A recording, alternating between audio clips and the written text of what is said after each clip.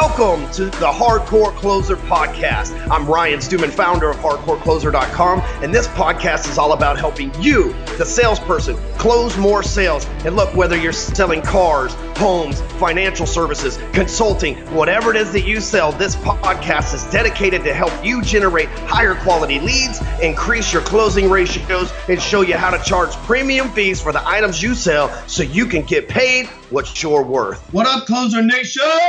Welcome to episode 92 of the Hardcore Closer Podcast, and I am glad you're here. As always, right? I'm always glad that you're here, wherever here is. I mean, if you think about it, here could be in your car, or your office, the gym. You could be pooping right now. There's no telling. But if you're a first-timer, make sure you check out all the previous episodes. There's at least 91 of them. And listen, do me a favor. The biggest favor that I'm going to ask you on this show is to leave me a review on iTunes. Here's why. The more reviews that we get, the more of the sales industry, the sales force, the global sales force, mind you, gets exposed to this show. And I believe this show's a game changer for people. Every week we see people that leave us reviews and they talk about how this show's changed the game for them. So we know this show's a game changer. We've got undeniable proof. And you going and leaving a review on iTunes signifies to the iTunes gods, the algorithm holders, that this show is quality and that they should move it up the chain of command, up the ladder onto the front page of the podcast, and so that more people can see it. Because listen, the goal of this show is to reach 300 million people. And we've reached a lot. You know, this year we reached over 100 million people, and that's awesome. It's way short of our goal, though. And we need your help. And the way that you can do that, all I'm asking you is just to go over to iTunes and leave me a review. It is kind of a pain in the ass, but if you're listening to this through the podcast app, all you got to do is click on the THC icon and then hit reviews. It's real simple. It's in the middle of the screen there once you hit my icon. So we'll give you an example right here. It's like a second review because 1 5-star review isn't good enough. Well, that's the fuck I'm talking about. Way to be an overachiever, my man. This is Portillo Jose 51. Every week, Ryan Stewman delivers nothing but applicable value into my life, which has helped me establish and maintain stronger relationships as well as close more sales. You'd be a fool not to listen to the Hardcore Closer podcast. Ryan should charge people for this valuable information. My name is Jose Portillo, and I help people sell their homes above asking price in an average of 30 days in the San Gabriel Valley, California.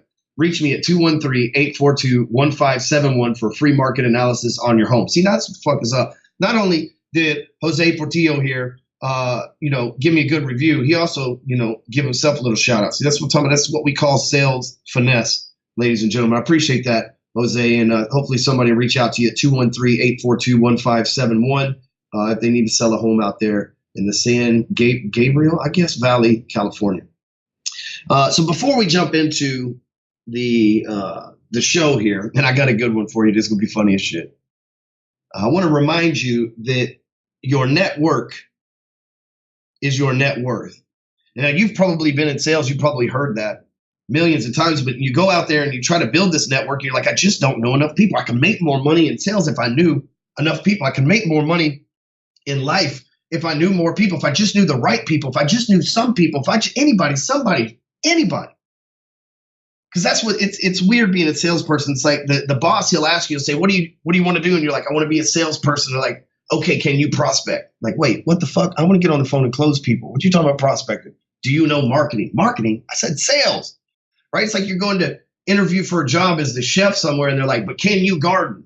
Do you know how to prune carrots? I don't know that you prune carrots, but you know what the fuck I mean. And the network is what you search for all the time, right? Like the network is what makes or breaks you. Like, let me give you an example. I just bought a McLaren a few months ago. And directly because of buying this McLaren, I have made friends and contacts that own similar cars, McLarens, Lamborghinis, and shit like that, that I've been doing track days with, been doing meetups and drive outs with, and become involved in the exotic car community. Guess who owns exotic cars, right? Successful people. And so I created this network, and just within the last 2 months of that network alone, I've already established contacts inside of a huge medical supply company. I've already made friends with Fortune 500 CFOs for Fortune 500 companies. I've made friends with countless entrepreneurs and working on that network to be able to grow strong and do business with them. It can't just you can't just hit them up and and be outrageously aggressive with your pitch. They want to invite you back to the next party, right? But I'm doing the whole attraction thing. I'm working that network. And so the reason why I share that with you is because I've created what we call the $1 billion network. It's the entourage. I think a lot of people have masterminds. What we have is an entourage, right? We have a bunch of cool people that hang out together, that make money together, that are all about money, that are business minded, that are focused. And there's people in there that are doing 100 million in mortgages a year, 100 million in real estate, $1 billion a year in real estate. Like, we've got some players in this group. That's why we call it the $1 billion network. And so you've been searching all this time in sales for this network to go be a part of it that's full of buyers and that you could just like thrive in. But you've been to networking events and it hasn't happened for you. You've knocked on doors, it hasn't happened for you. You've been to open houses or you've been to whatever, and it's just like, it's just not happening. You're good at what you do. You're a good salesperson. You're a hell of a networker. You make a decent living, but you just haven't found that network to be able to level up and go to the next level in life. I've created it for you. It's called the Break Free Academy Entourage. You can find out all about it by going to breakfreeacademy.com/entourage. And what you'll see when you get over there is it'll explain everything that we do, from coaching you to helping you build sales funnels to sending you a monthly newsletter that's packed with information about sales and marketing and investing. I mean, dude, I've been to almost every major mastermind that's out there. And I'm telling you, I've taken the best of all of them and put it together in one place for the low price of $297 a month. You're looking at $2,500 a year if you pay it all up front. And if you think about it, for $2,500 for an entire year, it's less than $250 a month. Then you're able to step into a $1 billion network. We've seen people come through and make $1 million just from this network. Literally, we've seen people step into the entourage and make $1 million in sales just directly from that market. And nothing's saying that if the bar's already been set, so we know it's possible. So nobody's saying that you can't do it too. The first step is for you to join. Go over to breakfreeacademy.com/entourage, right? I'm in there. You should be there too. So let's jump into the episode. Let me preface. Let me say some shit first before I say some other shit second. All right. I got kicked off of Facebook about 30 days ago. We are at like day 28 when we're recording this. And this is my second time this year. And I'm an aggressive dude. And I'm what they would call a cisgender white male. Like, I'm kind of fucking hated in the social media circles, right? Because I'm just like what I would say like a normal dude. And I'm aggressive and I'm outspoken. And so people watch me over there on the social media channels. And sometimes I say the damnedest things sarcastically, and they kick me off. You know, earlier this year, we had an instance where in our Sales Talk with Sales Pro group, we make jokes about hookers and blow pretty often, right? It's like, it's just a sales thing. It's funny because of Wolf of Wall Street or whatever. And somebody made a joke about it, and somebody else screenshot it, sent it to that person that made a joke about its boss, and got the person that made a joke about it fired. Turns out this happened like 3 or 4 times in a week period, all the same person. We didn't know who the person was. So I said, whoever it is that's costing people jobs, like, do us all a favor and go kill yourself, right? And Facebook immediately, within a matter of seconds, booted me off for 30 days. I'm like, okay, lesson learned. You know, obviously I don't want anybody to kill themselves. It's my weak attempt at sarcasm. However, I was pretty pissed at the same time. And I thought, okay, I deserve that. Thank you. Well, earlier this month, actually late October, one of my friends posted about Trump banning trans people. I guess is that I've been what do you call it? Re-educated, ladies and gentlemen, trans people in the military. And listen, my friends in the military that asked the question, and I simply said, ISIS is not afraid of dickless trannies. And to me, that was just being funny, right? I don't know any trans people. I didn't know tranny was a derogatory term, right? I don't know. I'm not in charge of like what like who feels oppression or what fucking you can't say around. Like, I'm just going to be me. And if people don't like it, that's okay. And apparently Facebook didn't like it. They kicked me off for 30 days again. And sent me like literally instructions on re-education. And so anyway, that happened. Well, this time I was prepared. And I won't say what that is, just so that nobody can fuck that up for me, right? We live in a weird world, people. We really do. People that don't want value from a show like this, people that don't want to improve their life, people that don't want to do anything but police motherfuckers, like listen to this show, just waiting for some shit to pop off. Isn't that crazy? Like, could you imagine how big of a loser you had to be to follow somebody all the time just to report them? There's somebody doing that to me on Facebook. There's somebody doing it to me on a few of the sites. And you know what? It's all good. I've said it plenty of times.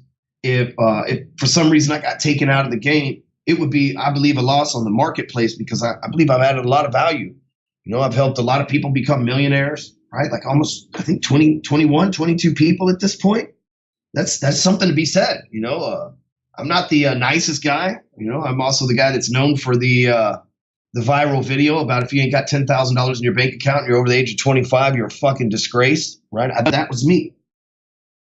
And man, that's like that's just me. I'm aggressive. I'm a 2-time felon that, I bootstrapped my way to the top. I've kept my word through everything, through thick and thin. I've paid people that didn't deserve it. I've let people rip me off that I fucking shouldn't, and because of that, I got a lot of haters. When you're making big moves, you got a lot of big people against you.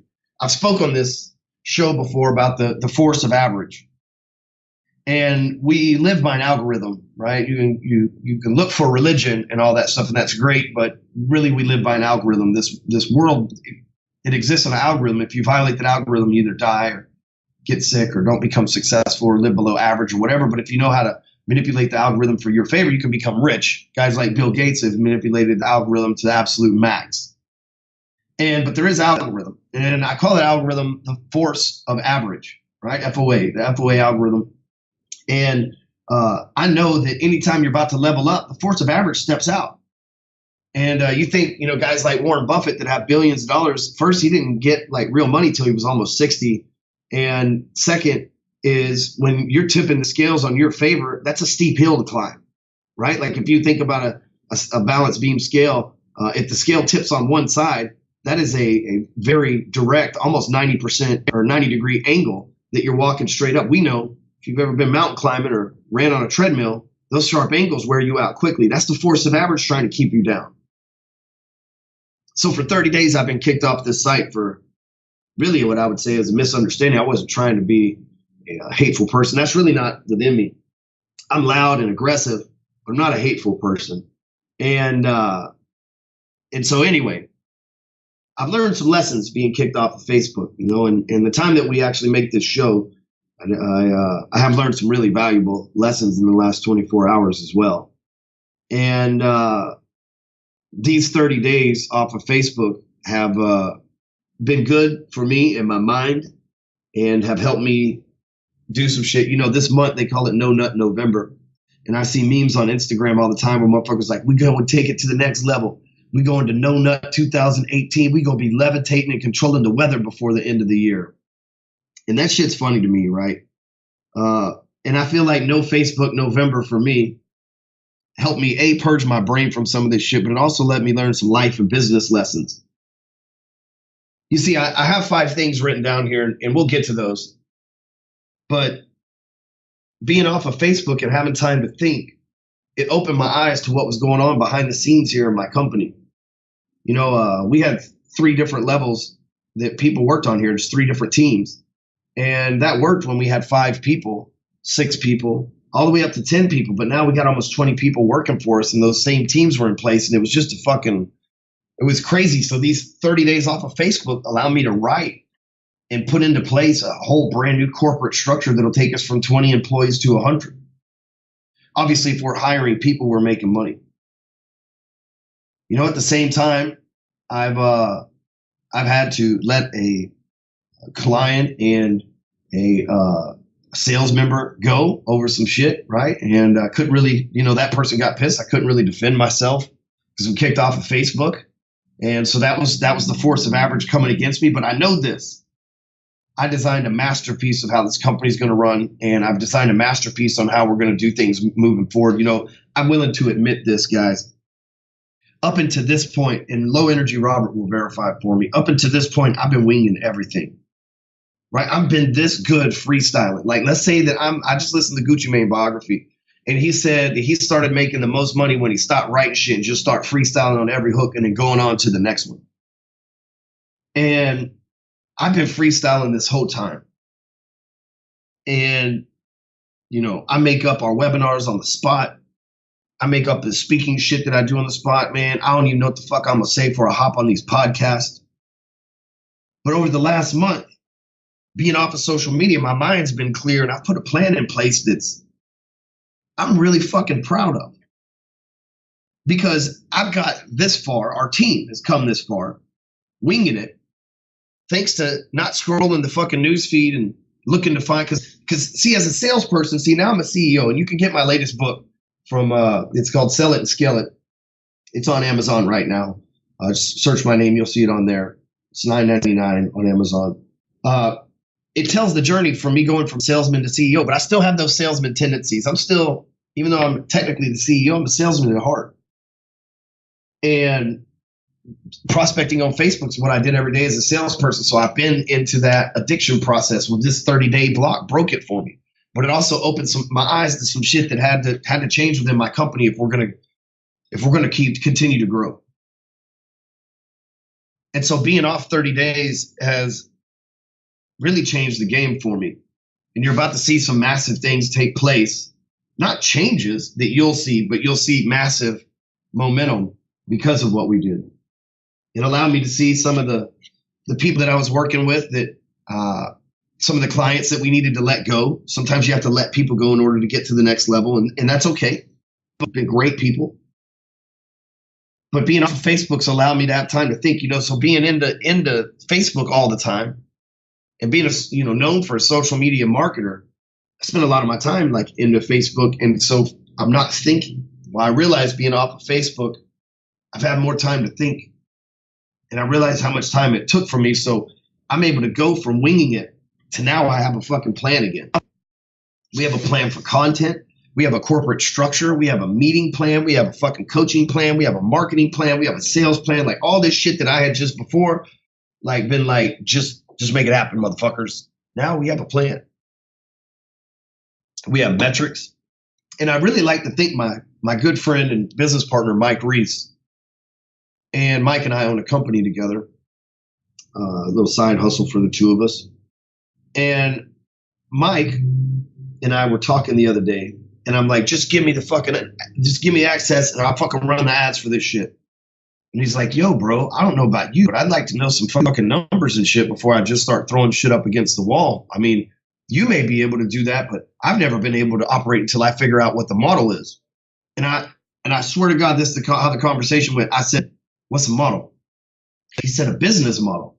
So what do you mean a business model? And he starts explaining, well, we need to figure out what we're selling the most of and where we can just scoop up little. And I'm like, oh, okay. You're talking about like the details. I just do shit. Right? My business model was run a bunch of ads, get a bunch of people in. We'll change their fucking life if they make a decision. Winging it. But being off Facebook for 30 days, there's no more winging it. Marshall Silver told me earlier this year, he said, only a fool steps onto a stage and doesn't know what he's going to say. Ryan, you do not strike me as a fool. Are you a fool? That's how Marshall talks, right? That's my Marshall Silver impression. And I was a fool. And he changed that in one day for me. And now I decided not to be a fool anywhere. So I do have to say, I'm thankful for that. There's always a good in everything. Hell, even when I was locked up in real life, there was a good lesson to be learned there. The next thing, though, is that understanding now that like it's by design, it's going to be able to change the game for us. And I'm excited, and my employees are excited, and our clients don't even know what's coming their way. So the downside about being kicked off of Facebook is that I planned on giving away 100,000 turkeys, and we only gave away 304. Quite a bit off. And you might say, well, dude, 304 turkeys, that's probably 500 families that you fed, all because of your effort and being kicked off. But it really breaks my heart because had I been on social media, I felt like we could have gave out thousands. I really do. But, 300's a lot of families still. So, there's some good karma coming our way in the sales industry for that. We can try harder next year. So let's talk about 5 valuable lessons I learned from being kicked off of Facebook for 30 days. Number one lesson that you need to learn and that I learned is that freedom of speech does not exist on Facebook. And now listen, this isn't some kind of conspiracy because I'm actually kicked off. But here's what I want you to understand. When I say freedom of speech, I don't mean that you can't disagree with one ideology or one religion or political thing or the other. That's not what I'm saying. I'm saying that like sarcasm, like the algorithm of Facebook does not detect sarcasm. And so because of that, you have to be careful what you say. You know, a while back, 3 years ago, Facebook shut my ad account down. Just shut it down. And they eventually turned it back on and then shut it back down again for no reason, no warning, no nothing. And it's just like the craziest thing ever. It took me forever to get it all set back up. They wouldn't tell me what I did or anything else. They just said that I violated something, right? And so like freedom of speech doesn't exist on Facebook. They own this website. And so the people that are part of the algorithm, because part of the algorithm is people that are monitoring, especially if you got a verified account like me, which even Twitter just unverified a bunch of conservative people recently. There was an overwhelming majority of people that disagreed with the and it's not a political stance, it's just what fucking happened. Like they disagreed with the liberals. They removed their blue checks, which is like, you know, you can do what you want because the freedom of speech doesn't exist on any social media network because they're owned by Wall Street investors and they are governed by people. It's just like any other business. You know, we have the big should you bake a cake for a gay couple thing there was like a place in Arizona refused to bake a cake for a gay couple and the social media talked about it for years, right? Well, Facebook's the same thing, right? If they don't want to let a gay couple on their website, they don't have to. They don't want to let a conservative, if they don't want to let a conservative post their thoughts, and I'm not saying I'm conservative, I'm just saying they don't have to. They're a private, they're publicly traded, but they're a private enterprise. And so that means they can do whatever they want. Yes, they're publicly traded, so they have a lot of things, but they are a for-profit enterprise. I shouldn't say private because they're actually publicly traded, but they are a for-profit enterprise, and they can refuse business to anybody, at least in the state of Texas. So even if you're trying to be funny, even if you are trying to make a point, freedom of speech isn't free on Facebook. But here's what I would like to really call you to action is that you just stop arguing with people. Like if we just stop trying to start arguments, man, or we just like unfriend those toxic people, just like we have to, you know, level up, you have to clean out people in your circle every time, business, family. And it's time that, you know, I read articles on Twitter, or not read them, but I see articles on Twitter like Glamour the other day. It's like how to win an argument with your conservative in-laws at Thanksgiving. Like, what kind of piece of shit magazine is telling people to argue with their fucking family members over politics at Thanksgiving and teaching them? I'm not gonna lie, I did click on the article. And I tried not to, damn it, but it got me. And on the article was saying like, you know, drop your emotions. Don't drop your need to be liked. I'm like, this is fucking family at Thanksgiving. And you're telling them to fucking like, just don't need approval from your family and just start fights with them over some pieces of shit trying to run our company? Really? That's the world we live in, right? Like people are looking for arguments and entice arguments. Like I said, I fell for it and opened it. I see shit like that all the time, though, that I just skip on by, but I see it all the time. And even advertisements and shit like that. Freedom of speech doesn't exist on social media. They're free to say whatever they want, the people that run the shit, the people that they've approved, the people that agree with their ideology. But they're an enterprise that gets to choose who they do business with. If they want to kick you out, they can. Number 2 lesson is if you're outspoken, the Facebook team watches you. I used to be outspoken about, you know, politics years ago. It's been about 2 years since I've been down that path. I got burned out, hated it, so I just moved on, got tired of once everybody started talking about politics and then the hate spewed in and the way that it is, I just stopped. But I think that got me on the list. And one time we spoke with somebody that was the higher ups. I'm not going to say how I knew this person, but we spoke with somebody who was the higher ups over at Facebook, and he said that, you know, your account's definitely been flagged. So I have been outspoken, and they're looking for reasons to silence me because freedom of speech isn't on there. So if you're outspoken, then Facebook, Twitter, they're all watching you. Now, you could be outspoken and have 5 followers. They probably don't give a shit. But when you get to a level like where you got 2,000, 3,000 friends and you're outspoken, those 2,000 or 3,000 friends have enough power to make one of your videos go viral. Sean Whalen is a good example. He had a couple thousand friends. He had a picture of him and a baby that went viral. He had 200,000 followers because of that. He started saying all these conservative and libertarian views. They start banning him from Facebook left and right. Emery King is another example. So, like, if you're outspoken and you don't agree with them and you violate their freedom of speech, they're watching you. Okay. 3, the other thing is if you got some haters, people will take advantage of your silence. I had a hater go off a couple days ago, and he went off when he did and made a post about me and everything else just because he knows I can't defend myself because I'm blocked from Facebook. So if you got haters, they'll definitely it's like being in the penalty box. So they'll definitely try to put the power play on you. You know what I mean? So if you're a big business, if you're an entrepreneur, if you're a coach, if you're a salesperson that's got a big following, you're going to have some haters, right? We all got them. Ty Lopez, Grant Cardone, Gary Vee, me, we all got them. Tony Robbins even got haters, and that guy's almost as perfect as Jesus was. You know what I'm saying? Like, it's just fucking part of it. But people will take advantage of your silence, and they'll try to one-up you and tell one side of their story. Number 4, and I think I addressed this before we got to this, but Facebook, it really sucks up way too much of your time. That's a huge lesson that I learned, is that, let me think around this to explain. It's like you go in the home and you're not really hungry, but you find yourself staring at the refrigerator or the pantry. You ever do that? Right? You're not really hungry. You're not like starving, and you've ate, whatever the fucking correct verb is, and you've done all this, but you still find yourself staring there. Like, I'll eat dinner and then find myself still staring in the pantry. I don't want nothing. I'm just there looking, see if something looks good for dessert. You know what I mean? And Facebook's a lot like that at work and pretty much anywhere else, right? Like, it's like you find yourself going to the pantry when you're bored. That's what's really going on. You're bored. Most people eat because they're bored. And it's been proven. It's not just something I made up on the fly here. Most people eat because they're bored. And which is why cows eat all the time. What a boring life, right? It just makes sense. So because Facebook is that thing that fills that boring void. But the problem is it sucks you in and you don't realize how much time you've been spent. What if you spent 2-3 hours a day staring at the pantry? You'd be a fucking madman. Some of you spend 2 or 3 hours a day looking at Facebook. And I'm not saying nothing against it. I've been there too. I'm not saying I won't go back because it's addicting as fuck. But it sucks up entirely too much of our time. And I put metrics in place to where it doesn't do that.